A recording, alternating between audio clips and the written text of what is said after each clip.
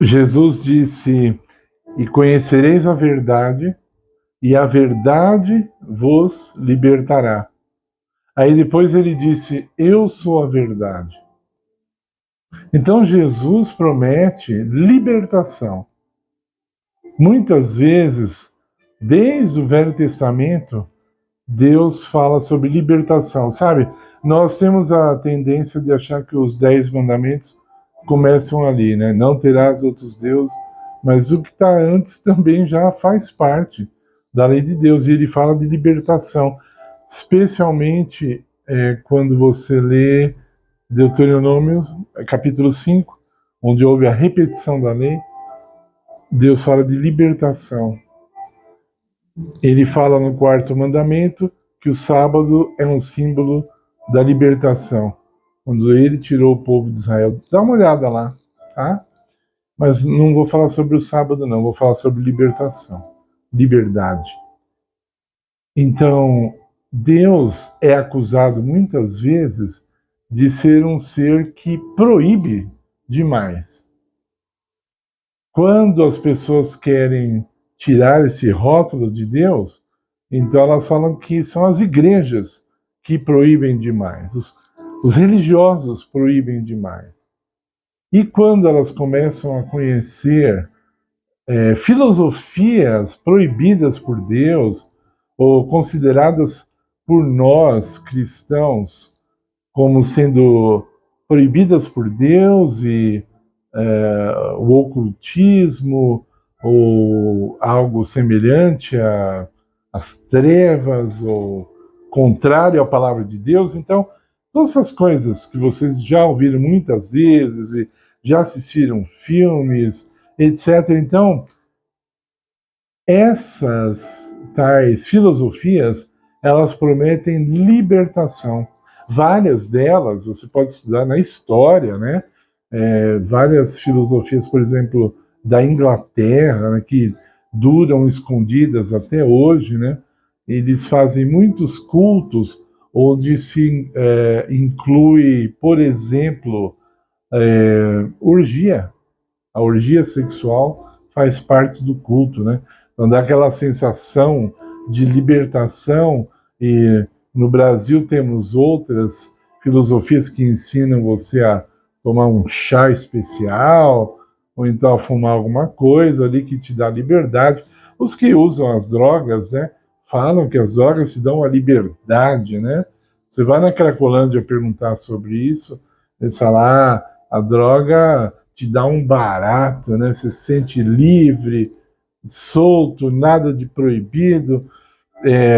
Uma frase que tem crescido é proibido proibir, né? Então, quando Deus quer te salvar, e Ele fala para você não fazer determinada coisa, porque isso vai te destruir, você considera isso uma proibição? Como podemos nós agir como uma criança, né, que o pai vê que ela vai pôr a mão na tomada e o pai, não, o pai grita, não põe a mão aí. A criança entende isso como uma coisa severa da parte do pai, proibida, mas se ela pôr o dedo ali e tomar um choque, foi castigo do pai? Ou foi uma consequência do ato que ela inocentemente até experimentou? Como é que é? Isso é fácil responder, né? Então, mas nós tratamos Deus assim. Deus proíbe, Deus proíbe, Deus proíbe. E quando nós estamos sem Deus, estamos livres, né? Muitos livros. Eu falei no outro vídeo, a semana passada, né? Quando nós conversamos com católicos e jovens, principalmente aqueles que dizem que são católicos não praticantes, eles falam assim: a Igreja Católica é a que oferece mais liberdade, né? Ou então eles zombam, né? Hoje em dia está mais assim, um pouquinho mais incorreto zombar, mas eles ainda zombam e falam assim: você é crente, né? Então a sua igreja proíbe. E a sua não proíbe? Não, a minha não proíbe nada. A Igreja Católica não proíbe nada, eles falam, né? Mas nós já mostramos aqui que isso não é verdade, né? Quando você conhece o catolicismo, você vai ver muitas coisas que são proibidas, como são em outras denominações também. Então, por que o católico, ou por que a Igreja Católica proíbe aquilo, né? É para o bem ou é para o mal? Né? Por exemplo, a Igreja Católica ela proíbe o aborto, né? Então, é uma proibição errada? Você vê isso como uma proibição arbitrária? Como funciona isso? Né? Então, conforme eu disse outro dia, talvez tenhamos que mudar essa palavra proibir quando se diz respeito a Deus, porque vou pôr entre aspas, as proibições dele, elas são muito benéficas.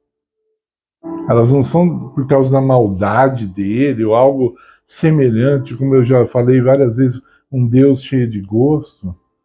Agora, quando nós olhamos do lado daqueles que servem ao diabo e as religiões que nós consideramos satânicas, pois se afastam de Deus, elas oferecem liberdade, porque se Jesus falou que a verdade liberta, e aí depois ele disse assim, ele é a verdade.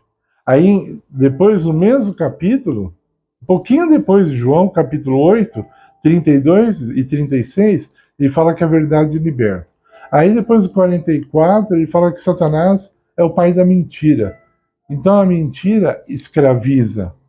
O diabo escraviza. Ele escraviza. Ele não proíbe. Você pode dizer que não, mas ele proíbe muito. Ele proíbe que você tenha felicidade. Ele proíbe que você se aproxime de Deus. Ok? Então, as várias coisas que aparentemente o diabo não proíbe é para a sua destruição, é para o seu mal. O diabo não proíbe que você use drogas. Olha, que liberdade, hein? O diabo não proíbe que você engravide uma moça e a abandone com seu filho. Ele não proíbe. O diabo não proíbe nem, olha só, você pode ficar surpreso que eu vou falar. O diabo não proíbe nem que você vá à igreja. Aliás, se ele puder te usar dentro da igreja para desviar as pessoas de Cristo, ele te leva até a porta. Entendeu?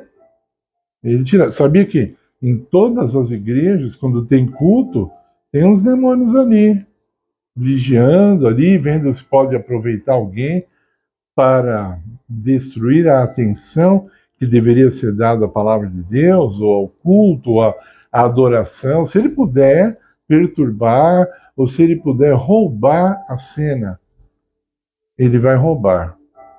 E eu já testemunhei isso muitas vezes. E às vezes, olha, cuidado, porque às vezes ele rouba a cena de uma forma tão sutil que a pessoa não percebe. Mas isso, quem sabe, uma outra hora a gente pode conversar sobre isso. Então, eu assisti um filme, eu não vou divulgar, faz tempo para que vocês não assistam, mas o diabo disse assim, é melhor reinar no inferno do que ser servo no céu. Entendeu? Ele falou, é melhor reinar no inferno do que ser servo no céu. Entendeu? Então, essa é a liberdade que ele oferece. A liberdade para que você se destrua, a liberdade para que você chegue a cometer um suicídio, isso é liberdade. A liberdade que você faça mal para o próximo, que você seja um inimigo atrapalhando a vida dos outros, isso é liberdade. Então pense bem. Pense bem nas coisas que você diz que Deus proíbe e vê se elas são proibições mesmo. Depois, lembre-se, nós já falamos disso também. Deus, ele está numa posição intocável. Se você obedecer ou desobedecer, Deus está no trono dele e ele estará sempre numa posição inabalável. Mas ele te ama e como um pai, ele não quer ver você sofrer. Porque quando você sofre, ele sofre também. Quando Deus olha para a Cracolândia, ele não olha com nojo, ele olha com tristeza de saber que aquelas pessoas estão perdendo a oportunidade de servi-lo e de finalmente habitarem com ele durante toda a eternidade. E é isso que ele quer para nós. Cuidado, quando Deus falar não para você, aceite esse não de tão bom grado como o sim de Deus. Porque esse não é uma bênção. Nós aprendemos que o dia que nós nos encontrarmos com Deus, nós vamos perceber que várias das orações não respondidas, olha só, não respondidas, elas foram, na verdade, grandes bênçãos em nossa vida e nós não sabíamos. Já pensou? Que maravilha! Esse é o Deus que nós servimos. E é Ele que nós devemos obedecer, porque Ele é um Deus de liberdade. Deus nos livra do mal quando nós entregamos a nossa vida em suas mãos.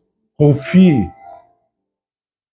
Por favor, deixe seu like em nosso vídeo, se inscreva no canal se você ainda não é inscrito, compartilhe para que você, dessa forma, você vai estar ajudando o canal a crescer, pois nós queremos que ele cresça muito para a honra e glória de Deus.